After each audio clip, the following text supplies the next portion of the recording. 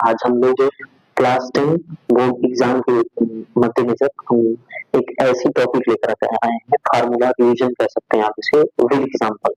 यहाँ पर हमने दो चरों वाले रैखिक समीकरण वाले चैप्टर से यहाँ पर हमने फार्मूला लिया है, और यहाँ पर जो जानते हैं कि पिछले हम लोग एग्जाम को देखे हैं तो वहाँ पर इस चैप्टर से हर पेपर में सवाल आया हुआ है, और यहाँ पर अक्सर सवाल पूछता है कि हमें बताइए कि दो रेखाएं कब परस्पर प्रतिच्छेदी होती है और उनसे एक हल प्राप्त होता है, कब रेखाएं संपाती होती है, या फिर कब रेखाओं से कोई हल प्राप्त नहीं होता है, या फिर कब दो रेखाओं से अनंत हल प्राप्त होते हैं। तो इस तरह के क्वेश्चन यहाँ पर बनते हैं। तो आज इस टॉपिक को हम क्लियर करने वाले हैं। फार्मूला हम लोग आगे इसके बारे में डिस्कशन करें, उससे पहले हम लोग दो चरों वाले रैखिक समीकरण के व्यापक समीकरण को समझ लेते हैं कि इसका व्यापक समीकरण क्या होता है। तो इसका व्यापक समीकरण यहाँ पर दो समीकरण को मिलते हैं। पहला होता है a1 x plus b1 y plus c1 equal to 0, और दूसरा होता है a1 a2 x plus b2 y plus c2 equal to 0। ये इसका व्यापक समीकरण होता है, जहां से हम लोग आगे की टॉपिक पर आते हैं और देखते हैं कि किस तरह से यहाँ पर क्वेश्चन बनते हैं। जैसे यहाँ पर हमने पहली टॉपिक लिखी हुई है कि दो रेखाएं परस्पर प्रतिच्छेदी रेखाएं होती हैं और उनसे एक अद्वितीय हल प्राप्त होता है, एक अद्वितीय हल प्राप्त होता है। इस कंडीशन में देखिए होता क्या है, इस कंडीशन में अगर हम लोग a1 अपान a2 करें, ये इज नॉट इक्वल टू होता है b1 अपान b2, ठीक है ना। जब a1 upon a2 b1 upon b2 के बराबर ना हो, तब उस स्थिति में क्या होता है कि हम लोगों को केवल समीकरण के केवल एक हल प्राप्त होते हैं, उसको हम बोलते हैं एक अद्वितीय हल प्राप्त होता है, ठीक है। चलो एग्जाम्पल के माध्यम से समझते हैं इसको।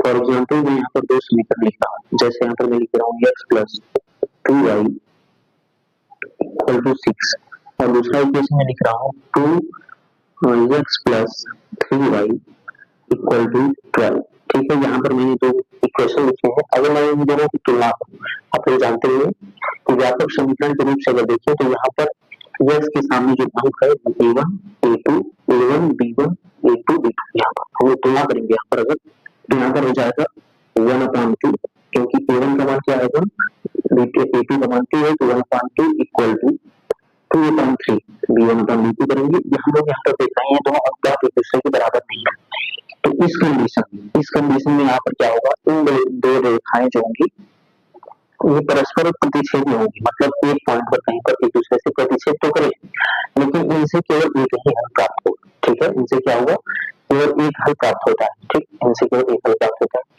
दूसरी चीज अगर हम देखें तो यहाँ पर दिया है कि दो रेखाएं परस्पर समांतर होती हैं और उनका कोई हल नहीं होता, ठीक है। दो रेखाएं परस्पर समांतर होती हैं और उनका कोई हल नहीं होता है।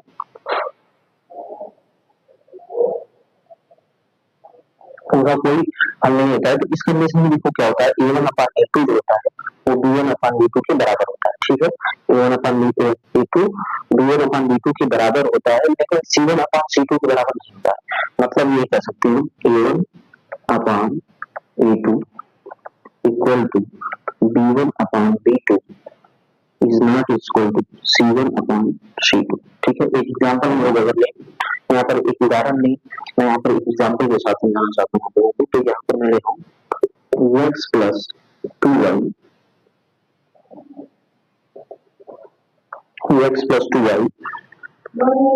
इक्वल टू 4, ठीक है। और दूसरा मैं ले रहा हूँ उसमें, यहाँ पर मैं दूसरा बताऊँ 2x minus 3y equal to 4 ही मिलेगा, इक्वल टू 4, ठीक है। यहाँ पर अगर हम लोग इसको लें, ठीक,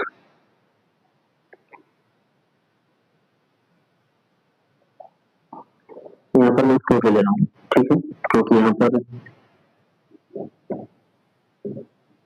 ठीक है, यहाँ पर हम लोग ले लेते हैं एग्जाम्पल।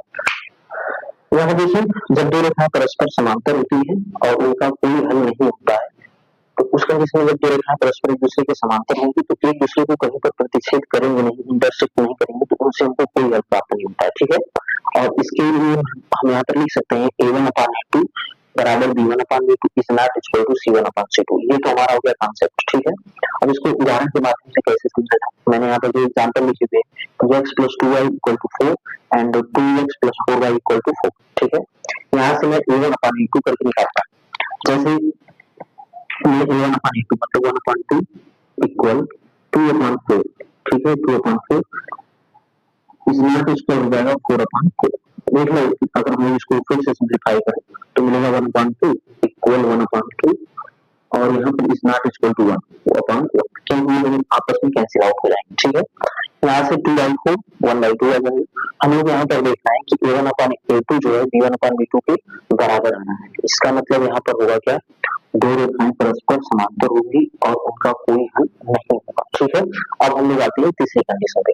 चलिए आइए हम तीसरी कंडीशन को देखते हैं। यहाँ पर तीसरी कंडीशन क्या कहती है, तीसरी कंडीशन कहती है कि दो रेखाएं परस्पर समपाती होती है और उनसे असीमित रूप से या अपरिमित रूप से यानी अनंत इनफाइनाइट से अनेक हल प्राप्त होते हैं। मतलब जिसके अनेक हल प्राप्त होते हैं, इनफाइनाइट हल प्राप्त होते हैं। इसका मतलब समपाती का मतलब क्या होता है, देख लेते हैं। जब एक ही रेखा पर दूसरी रेखा, जब एक ही रेखा पर दूसरी रेखा होती है तो उसे हम लोग समपाती बोलते हैं, ठीक है। तो जब ये कंडीशन हमको मिलती है तो वहां से दो रेखाओं के द्वारा असीमित रूप से मतलब इनफाइनाइटली हल हमको प्राप्त होते हैं, उस रेखा के सॉल्यूशन प्राप्त होते हैं। यहाँ पर मैं एग्जांपल अगर लिखूं, पहले तो मैं कॉन्सेप्ट लिख देता हूँ, उसको कैसे लिखेंगे। इस कंडीशन में A1/A2 जो होता है वो B1/B2 के बराबर होता है एंड ये C1/C2 के भी बराबर होता है। यहाँ पर तीनों एक दूसरे के बराबर होते हैं, ठीक है। A1/A2 equal to B1/B2 equal to C1/C2। इसको मैं एग्जांपल अगर यहाँ पर एक उदाहरण लेंगे, एग्जांपल यहाँ पर मैं एक एग्जांपल ले रहा हूँ। पहला मैं कंडीशन लिख रहा हूँ x + 2y इक्वल टू, यहाँ पर मैं 9 लेता हूँ, x + 2y = 9। दूसरा मैं इक्वेशन ले रहा हूँ 2x + 4y = 18, ठीक है।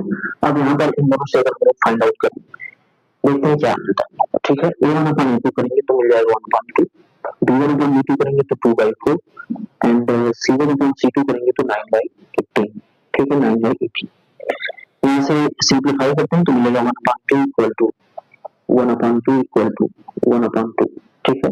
यहाँ पर हमें देखना है कि ये तीनों अनुपात A1/A2, B1/B2, C1/C2 तीनों एक दूसरे के बराबर है। जब तीनों एक दूसरे के बराबर आए तो यहाँ पर हम लोग कह सकते हैं कि यहाँ पर ये दोनों रेखाएं क्या है, एक दूसरे की समपाती है। जब समपाती होती है तो उन दोनों से हमको अनंत हल प्राप्त होते हैं, इनफाइनाइट सॉल्यूशन हमको प्राप्त होते हैं, ठीक है। देखिए ये टॉपिक क्लास 10 बोर्ड एग्जाम 2026 के लिए 2026 के लिए बहुत ज्यादा इंपॉर्टेंट है।